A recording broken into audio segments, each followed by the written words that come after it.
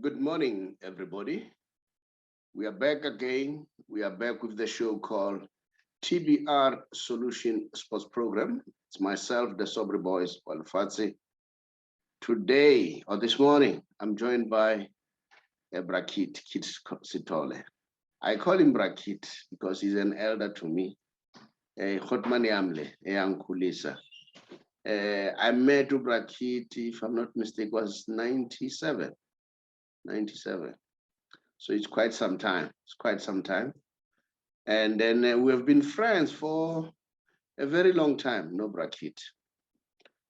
You may be surprised that we are doing sports now, Brakit. Now, Brakit is a very colorful character. He's got a very nice resume. Brakit is an actor. You guys know him as an actor. He has acted in many pictures or whatever you call it, movies and so on. But Brakit, one of the skills that people don't understand that he has, he's a very good motivational speaker. He's very good. So that's where we met, myself and him. I would use him to go to schools to motivate learners. So, and he's a very good MC. That's his resume.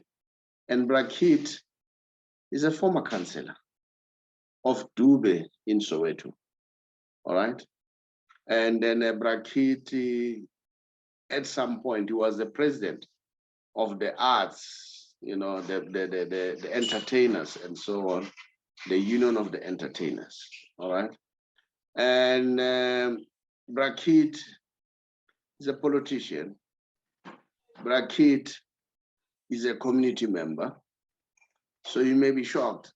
Does Brakit knows football? There you are. Today, we've got Brakit. We want to talk football. And then, yeah, so that's Brakit for you. So he's got a very colorful resume, as I was giving you in brief. Brakit, welcome to the show. May you kindly greet the viewers. Sikhulekile mshengu sibingelele bonke abaseki abaphathi benqubo yakho ngithi khulekile. Brakit, we have just seen what the Senegalese have done. You know, people might be surprised this morning. We have just watched beautiful football. We are going to do that one at lunch hour. We have seen Mamelodi Sundowns, we have seen Pirates, everybody. But I want us to celebrate the Senegalese. After many years, they finally won the Afcon Cup. Now, we want to see what lessons can be drawn from what the Senegalese have done. And when I say what lessons can be drawn, I'm not referring to South Africa only. But this morning, I want to look at Bafana, Safa, the South Africans. What can we learn? Yes, of course, we once won it in 1996, but I think that was the beginning. So what can we learn? What lessons can we draw out of there? So that's the topic that we want to talk about. Brakit, we may be joined by Sheikh Manqoba Ngwenya anytime. The boy with the educated left foot. Yes, we may be joined by him. Brakit, I've already welcomed you. I've put the subject because these are South Africans. These are Africans. We need to celebrate them. Yeah. At the same token, we are very proud of what Pitso Mosimane is doing outside the world. I don't know whether you have noticed what Pitso does. Wherever Pitso goes, he's wearing a South African flag. The proud South African. I saw him with a picture with Ngolo Kante, wearing a South African flag. Apparently, Kante wanted one of his colleagues to meet Pitso. That's the impact that Pitso has done. So as we speak, Peter is the most successful coach in Africa. One day we'll dedicate our show to that one. So I wanted to mention that. So today we are celebrating the Lions of Teranga. Rakit, come in. What lessons can we draw? Thank you very much, Shemu, and good morning once more. Gini nonke abasegi balolihlelo. Now, thanks for the invitation. We are on a celebratory note today, and whilst on that, let us start with our own Pitso Mosimane and congratulate him for the strides he has made. The Gauteng born, great African coach today. I want to say, I dare put my head on the block and say, it will not be surprising one day when we get the news that he has been invited in the English Premier League to coach one of the good teams there, your Manchester Cities, your Arsenals, your Liverpools. It will not be a surprise. We actually wish for that as Africans. Congratulations, Mura Mosimane. Go on and do wonders and represent your country very well. Congratulations. But also today, we're focusing on congratulations to the Senegal team and want to draw some lessons from them. You touched earlier that some may be surprised. Where is the love for football coming from? You would know all children from the African villages, the farms, the outlying areas, the townships have had one contact or the other with football. Way back in our street football in Dube, we had great guns that we wanted to emulate. Your great different city council Mbanya, your great Eddie Peace Majwe, your great Judah Taker, all these were captains and big names in Swallows camp, the great Alfred KK Lintwane, and many others that we would have loved to emulate. And so the bars started there, and it went on. And some of you might not know that we in Dube support Swallows because it was in our very early age that we got to know of Swallows. And those of you who follow football from long ago would know that the original derby was between Moroka Swallows and Orlando Pirates. And we pride ourselves, those of us who are on the side of Swallows, that every lady would love to have a solid kind of relationship, must fall in love with the guy who favors Swallows because we're custodians of patience. However we're beaten, we still follow the Birds. And it goes on to say, don't follow me, follow the Birds.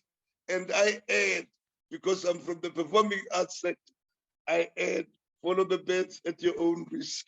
Yeah. But we want to say, Birds, come back from slumberland. It's time to once more fight for glory. But today, we're focusing, and some of them, people might not know, that some of us knew the great names in football, like your Webster, the Chavas, your Jomo Sonos, the Jerry Sadiqes, as way back at Orlando High School, where I was fortunate and privileged to be their team manager at Orlando High. And so my relationship with football goes a long way. But today, the focus is not on me, it's on the great Senegal team and the lessons that we could draw from the Afcon victory. And before you can go down, Rakit, can you hear me? Yeah, before we go to the lesson. Yeah. By the way, Alfred KK Linzwan was not staying far from you, isn't it? It's a walk from my home. Yeah, because I grew up in me. Dube. I still know very well. Yeah. Alfred KK would come to my granny's shop, you know, to come and buy. Oh, Kamamtandi, yeah. Oh, yes. So that's how I knew Alfred KK Linzwane. And then I knew that you are not far from there. All right. And, Okay. and not far from there. Not far from there. It's I another think, great footballer. Some of you might know him. The great Eliakim Pro Kumalo. yeah, Who is the father? Yeah. Who is the father of Dr. Kumar? Yeah. Yeah, so we had quite a lot of them in our area to inspire many of the young people. And Yeah. possibly that's how we caught the interest in football.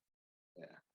Okay, Brakit, you can go on. I wanted to add that spice so that people understand. I would urge us to pick up and focus today on our African stars. As Africans, we're proud of them. We're indeed privileged to speak about the Senegalese team and the Afcon victory and pick up some lessons out of that for our own scenario as Bafana, as South African football followers.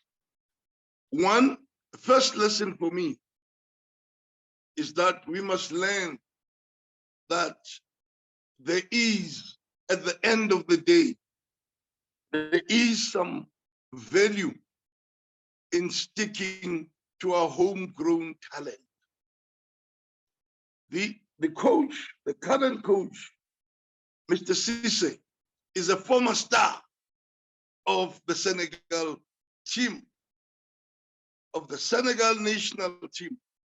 He, after football, he went into the coaching arena, and there he was now in the helm for Senegal at the Afcon victory. Now, that's the first lesson we must pick up. Make sure that we nurture, develop our own homegrown stars, not neglect the international experience, but not at the cost of our homegrown stars. And I want to appeal even to our teams in the Premier Soccer League. As you attract the international, the continental stars, please do not ignore the homegrown talent. Those young people out there, your Alexander Real Fighters, your Juventus locally, your Army Rockets locally, you name them. Those fellows are also looking at some point into breaking into the Premier Soccer League status.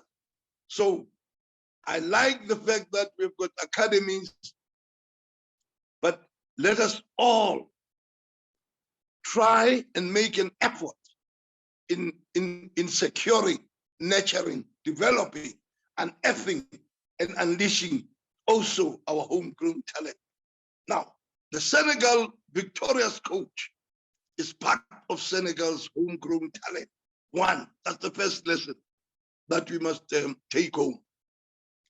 The second lesson is that let us try, especially our football authorities, not to juggle around the coaching side of things and try and support whoever we've put our trust in as the national coach, and make sure that all our coaches, your head coach, your under 23s, your under 20s, your under 17s are supported in the work that they do, both in terms of the technical needs, the human capital requirements, and all other forms of support, so that they also grow from the lower divisions into the national team they grow in that kind of scenario, a proper structured development plan is in place so that as they grow, they're also picking up the culture, the methods, the style, the philosophy of the country's coaching department, so that come the day they're elevated to the helm or the top head coach position, they're already accustomed to the modus operandi, to the way things are being done in the football and the coaching department in particular in our country. So we identify our homegrown talent, we give them responsibilities. That's one, that's what Senegal has done. But two, we make sure that we don't juggle around with the coaching department, changing them every now and then, after one or two losses, then they're changed. It doesn't work well for the sustainability and progress of the team. That's what Senegal's second lesson is. We've learned. Thirdly, there are ups and downs. There are challenges in any work scenario. But isn't it worth noting that the current Senegal victorious coach, Mr. Cisse, has been at the helm for 8 solid years? It doesn't mean he has not had challenges. It doesn't mean there were no problems. It doesn't mean there were no headaches. But all those, in a very responsible manner, were dealt with, communicated, and resolved together. Management and, of course, the leadership of the national team sat down, engaged him. He provided the answers, and where they saw a gap or a need to be filled in to make sure that these things that he requires are put in place, so that at the end of the day, they are then able to ask him to account based on the support that he has been given, based on the material that he has been given, based on the human capital that he has been provided. So I am asking, urging all of us that are authorities and people who have got a voice in the leadership of our football to ensure that there is sustainability in the coaching department. Here is a wonderful example of 8 years. And these 8 years, by the way, don't forget that he has been picking up experience from the past performances of the Senegal team. And that experience has then added value to this investment. And we now see 8 years later, the results of that experience, the results of that understanding, the communication, the teamwork, the support that he has got from the leadership. That is why the Afcon victory, and we say bravo to them. The fourth and probably last lesson that one wants to highlight is that which I urge many of our footballers, who, especially those who have been selected to be in the national team, that being in the national team means you're an ambassador for the country. It's not glory for oneself, but it's a collective effort to put our country on the map. And so understand the responsibilities that go with wearing that jersey, that many of our great Soccerites in this country couldn't wear. Your great Kaiser Mutawungs, your great Jomo Sonos, your great Max Maponyanes, your great Nelson Teenage Ladlers, and the list is long. Your great Sugar Ray Tulus couldn't wear. Your great Mlungis Ngubangas couldn't wear. Your great Ephraim Madi Ketlers couldn't wear. Your great from the East Rand in your area there, your great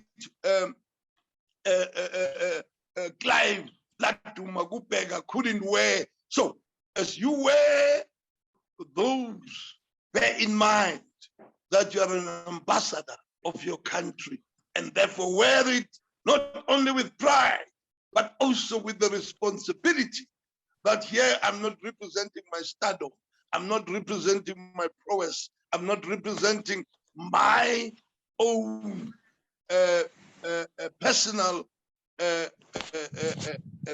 stardom. I am representing my country. And if I do that, patriotism hat must be worn by all the players at that level. That is why, therefore, I want to applaud Mr. Sithole, the Senegal coach, for having inspired, motivated, and technically planned a successful Afcon victory for the Senegalese team. But the fourth item, the fourth lesson that I would want to indicate is how they were received when they came back by their own country. It was truly a worthwhile reception for a country, from the Senegal country people, the citizens there appreciating the good that came from their squad. It was truly an opportunity that was once described by our former leader, Mandela, as a uniting force. Sport is a uniting force in our country. Truly, it was a uniting force for the Senegalese country and their countrymen when they landed. I want to applaud them for the warm reception. But even better still, it went further. It went further. And sorry for the call. It went further. They were given some incentives, and it was clear that the country appreciates by even moving a step further and allocating those players some land as a means, as a way of appreciation of the hard-won victory at the Afcon. I know we might not have plenty land available in our country. Maybe we need some more land for housing, we need some more land, agricultural purposes, development, and making sure that we can grow our own wheat, we can grow our own product. I'm aware, but surely this is a good example that we must start looking at. So that when we say to those players, you are on a mission that represents the country, you are a patriot, you're an ambassador of your own country, they would then understand that even the benefits after victory means I am truly a patriot and my country recognizes my efforts. I want to urge us to look at those four. And those, for me, are lessons to take out of our fellow Africans, Senegal's Afcon victory. I propose that we engage and look at how best do we tailor-make our own doing, how best do we benchmark, so that at the end of the day, all of us truly feel proud of our own Bafana, who also, at the end of the day, feel obliged to deliver as patriots to their country. And lastly, glad that I've just remembered. Lastly, I look at some of our Bafana players when the national anthem is sung in each of their engagements, and most of them, I dare say half of them, do not pay much attention to the national anthem. And one needs to remind them that we have got many of our countrymen and women who passed on just for singing that national anthem. They laid down their lives, they paid the supreme price. It was, unfortunately, during the apartheid regime, a crime to sing the national anthem. And yet, the national anthem's content was more of a prayer and appeal to none other than the Lord to bless Africa. So I urge them to take the last lesson and look at most of those African players at the Afcon. I looked at them because I was watching the Afcon matches. I looked at them and how they respect, honor, and deliver, participate in their own national anthems with pride. And I want to urge our Bafana players, all of them, to understand that there are many of our countrymen, citizens of this country, who laid their lives for the national anthem to be known, sung, and accepted in our life today. It didn't come easy. It came through the root of the blood and sweat, toil, and unfortunately, some lost their lives. So I want to submit. That for me becomes the lessons to draw from this great Senegal team Afcon victory, and indeed a pride for all of us Africans. I thank you. Brakit, thank you very much. And then we have welcomed Sheikh Manqoba Ngwenya. He has joined us. Sheikhs, welcome to the show. We don't have much time now. I think we are left with 10 minutes. We need just to wrap up. Sheikhs, we're just celebrating the Lions of Taranga pertaining to what they've done. But the most important thing was the lesson that we can draw as Bafana, as a country. So Brakit had a long discussion. I'm sure you heard that. I'm just gonna highlight one or two things so that you can also comment on that. As I say, we have only 10 minutes to go. And can I ask that? Can I ask Mshengu to chip in? Can I also ask Ngwenya to also maybe explain to us? We might just think the players are not keen on singing. Maybe there is tension, there's anxiety. He might just share with us the experience when the match is about to start, what goes on in their heads. Maybe that will begin to clarify for us their kind of behavior. Thank you. No, Sheikhs, that's one part of the input that I wanted to bring in. As I say, we have only 10 minutes to go now. The most important thing that Brakit highlighted, very, very important. One, he said, the first thing that we need to learn about the whole thing, there is commitment to the local grown talent. That's one thing. And then because the Senegalese trusted their own homegrown coach, who did well. Second point, the homegrown coach was given enough time, 8 years. Along the process, there were turbulence, there were failures, but they were patient with him. That's another lesson. Another thing that he said we should learn out of it, I want you to pick up on those issues, is the pride when the players, not only the Senegalese, the majority of those African players, when they sing their national anthem, the pride that they sing their national anthem with. The most important one, this is a game changer. The reward. They were given 87,000 US dollars. But that's not the issue.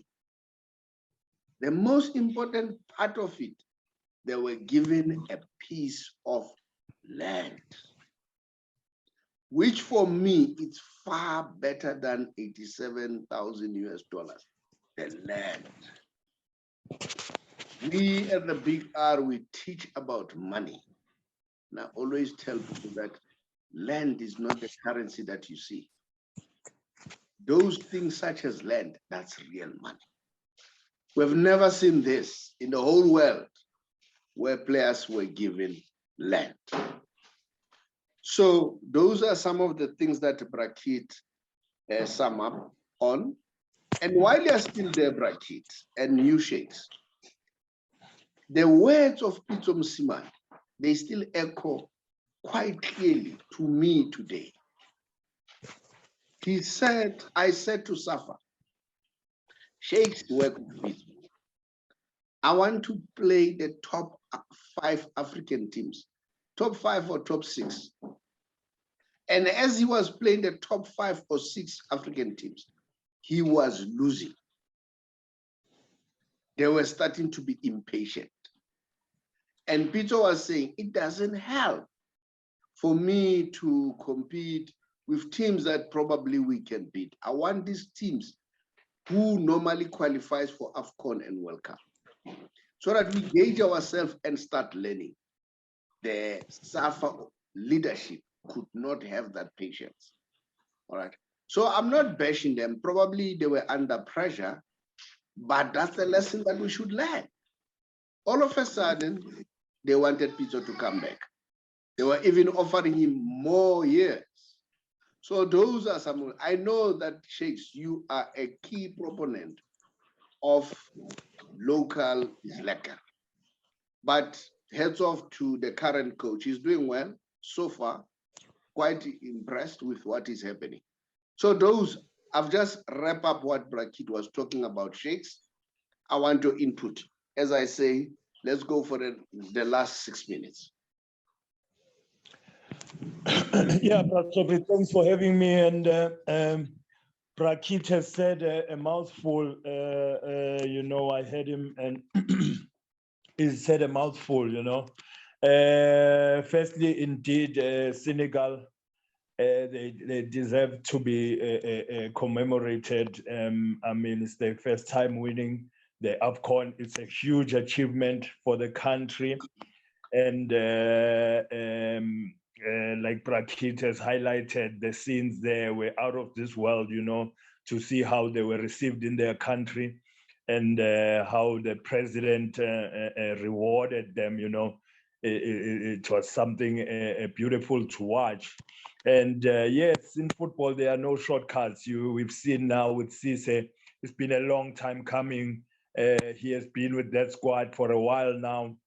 And finally, the results came. You know, there are no shortcuts. He's been with the squad, and they haven't been winning anything. But now, finally, they've won the Afcon. I mean, the federation has has given him time. They've been patient with him, and that's how football is. There are no shortcuts. There's no things that happen now. You know. So I just believe that African coaches must be given a chance, you know. Coaches from home must be given a chance. We've seen how our coaches at home are doing. We've seen our local African coaches. We've seen Pitso achieving so high with Al Ahly, and Cisse is one coach who lost it as a player. He missed a penalty as a player. And now he comes back to win it in penalties, so he deserves to be commemorated. And coming to Bafana players and the passion when they are singing the national anthem, I think I don't know. I don't think it's a matter of not being passionate about your country. You know, we are different as people. I remember when I played in the national team.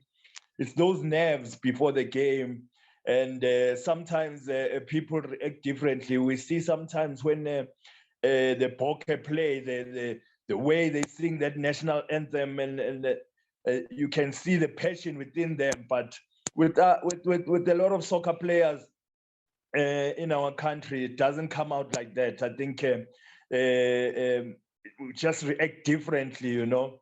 But the passion is there. The passion is definitely there with the players. I think you're right, Brakit. Yes, it should show. You know, I mean, you're going out there to die for your country. I mean, it's an honor to play for your country. I don't even think you need an incentive to play for your country. You know, because you're a soldier for your country. You know, but of course, it helps when you get those incentives. I mean, South Africa has always had those incentives. I just think things have been done wrong in our country. That's why we are underachieving. I mean, we should be right there on top. We're the richest country in Africa. We should be right there on top. There are no excuses for us not being able to make it to the Afcon. You know, it's very disappointing. There are no excuses for that. I think things need to be done differently now. We've got Hugo Bruce now as the coach of Bafana Bafana. I think he needs to be given a chance. As much as I might not agree with everything, the way he does things, his team selection, but now that he's there, he needs to be given a chance so that we can see what's his plan. And it must be a long-term plan because there are no shortcuts. He's not going to achieve miracles within 2 years of coaching the team. So I think we must learn now from Senegal, from a team like Senegal, who's given Cisse so much time. I mean, it's been 8 years. We must learn from that. And whichever coach we have now, we must just give that person a chance to be in the team, you know, because it's not easy. You need to understand the culture of our players, how they behave. Players are different. I mean, Hugo Bruce might have been somewhere else where the culture was different.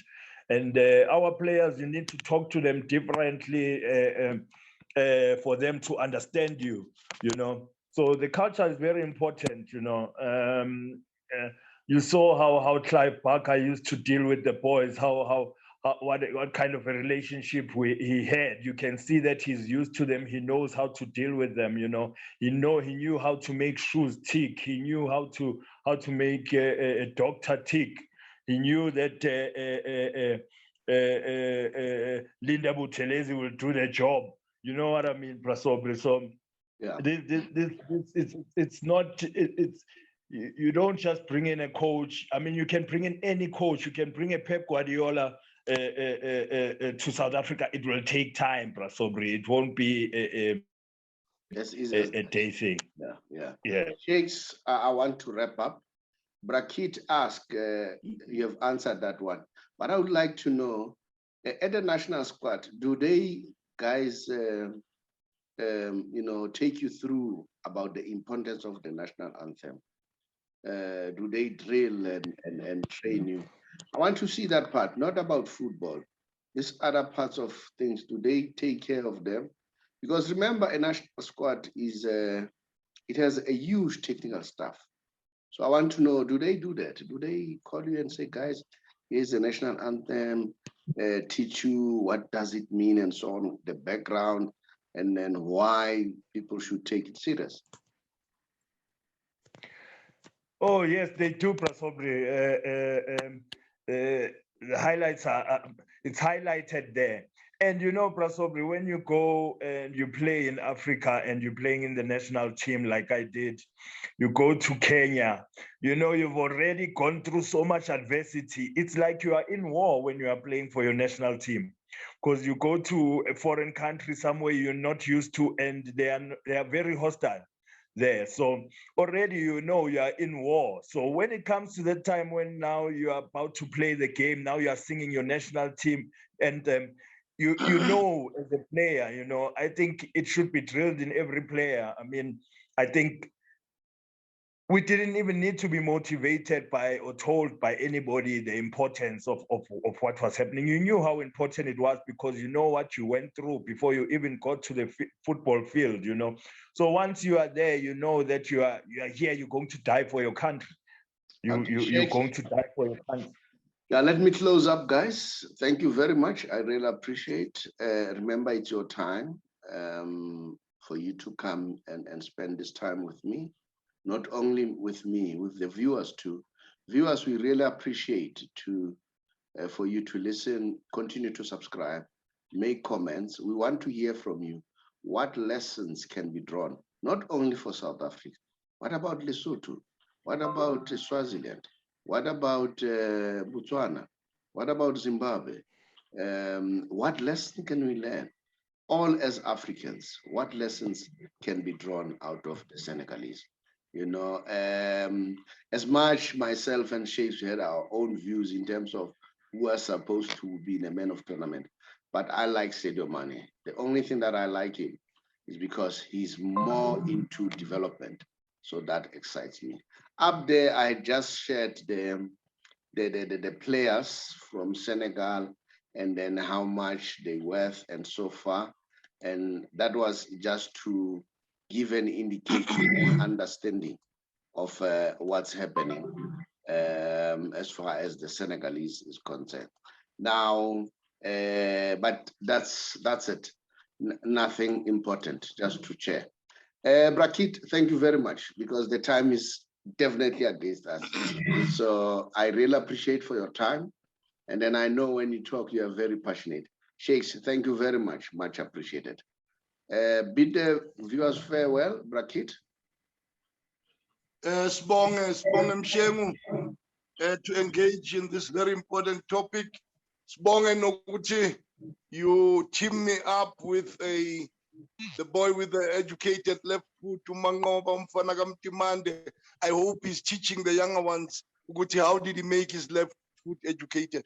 Thank you very much for the opportunity. And to all of us Africans, forward we go. Backward, no. Forward all the time. Thank you. He's got the younger one already at his house. We are teaching him. Oh,